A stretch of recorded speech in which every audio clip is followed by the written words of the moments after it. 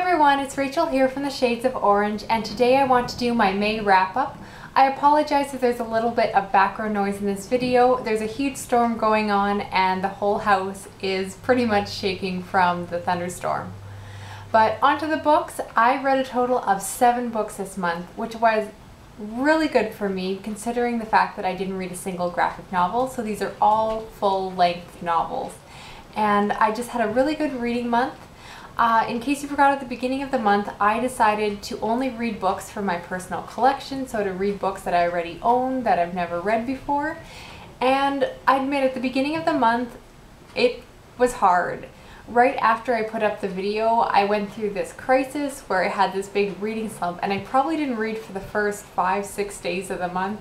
I just was not in the mood. I didn't want to read anything, and I caved. I went to the library, and then I kind of regrouped. I decided, no, I want to do this. I decided to make this TBR for a reason, and I'm going to stick to it. So I didn't end up breaking my resolution, and I put the books back at the library unread and went back to my own collection. So the only thing that I read other than my personal books was audiobooks. I did allow myself to get those from the library since I don't own any audiobooks.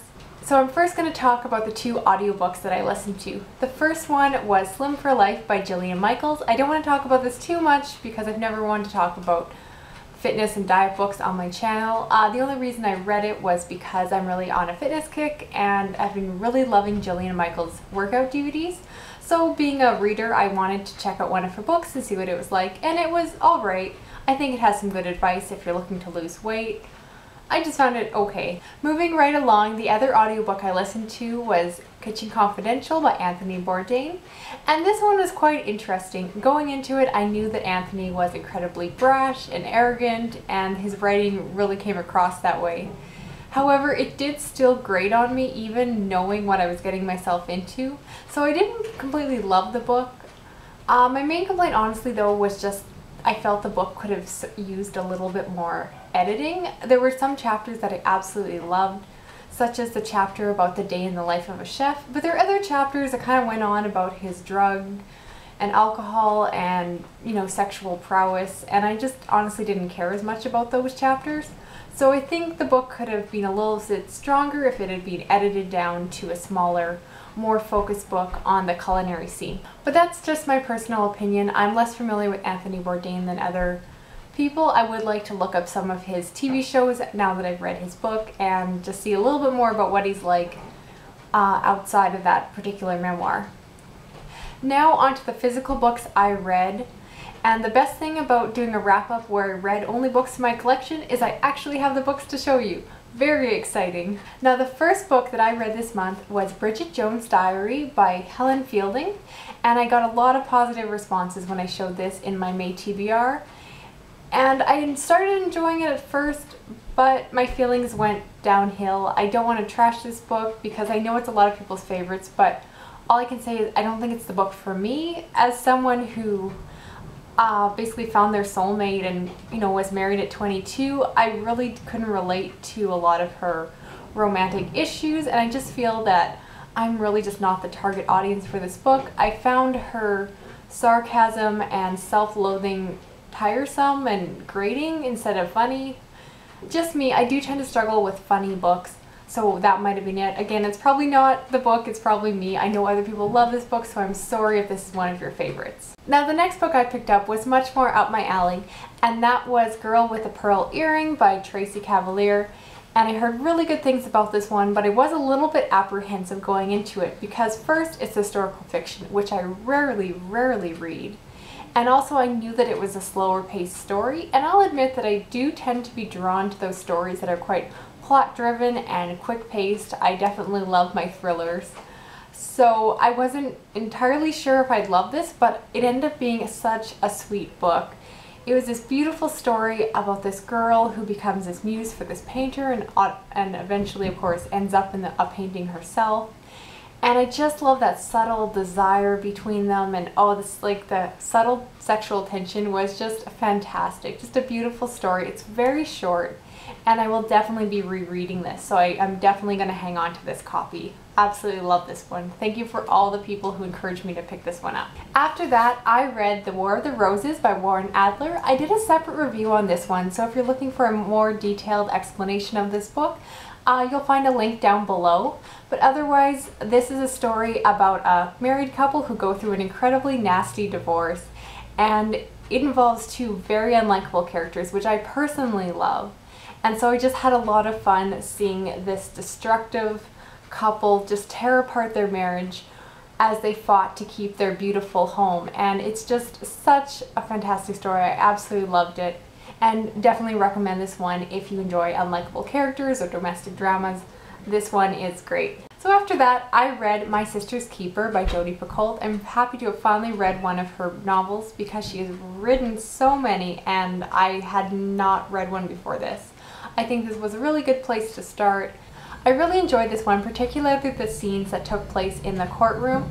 I really liked studying the legal and ethical aspects of being a donor for one's sister, and the idea of having a child who's basically genetically designed to be that donor for their sibling, and just a very complex story. And I really appreciate that Picoult really wrote this ambiguous, gray, morally confusing story, that there was no obvious, oh, this is the right answer. And instead I really had to think about my own beliefs and try to come up with some solutions. And it was just very complex, which I really did appreciate.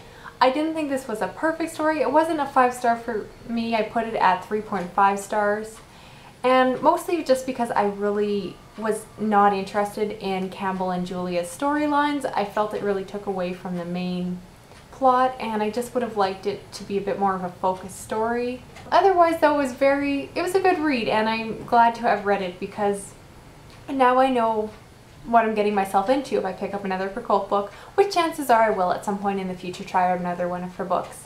If you have recommendations where to go from here, please let me know, because other than this one, I don't actually know too much about her other stories, so recommendations are appreciated. Now finally, the last book I read this month was A Little Princess by Frances Hodgson Burnett, and I was surprised myself that I picked this up. At the end of the month, I felt like reading a children's classic, and these are books that I've had on my shelf forever. I think my mom bought this for me when I was, I don't know, 10, and of course I wait till I'm 24, 25 until I actually get around to reading it.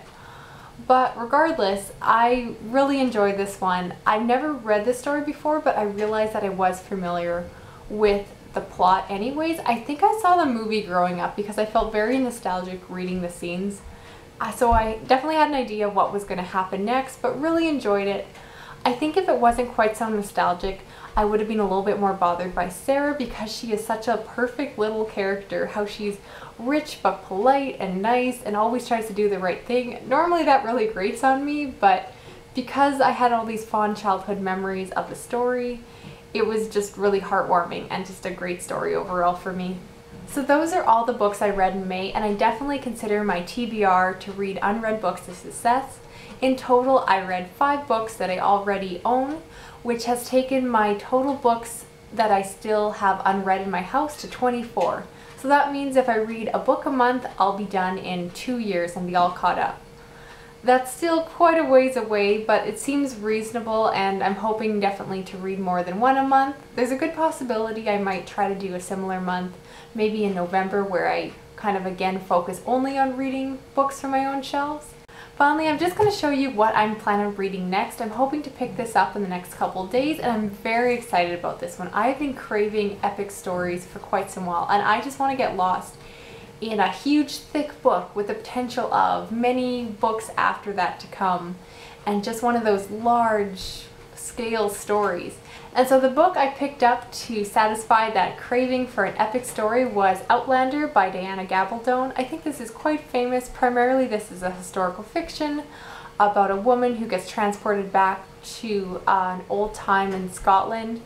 I just have wanted to read this for so long, and I know it's not for everyone. Some people complain about there's a lot of sexy times going on, but at the same time, this book has a lot of really good ratings, and I do see just a lot of people, a lot of my Goodreads friends honestly, just really adoring this book, and so I want to try it out. I know that there's at least, I think, 8 books out on this series, and I like the idea of having a story that if I'm enjoying this, I can just keep reading and, you know, just be able to spend a lot of time with these characters. So a lot of potential here. I'm hoping I will love this story. I'm really excited about it, and just, I hope it's for me, because the idea behind this story sounds so good.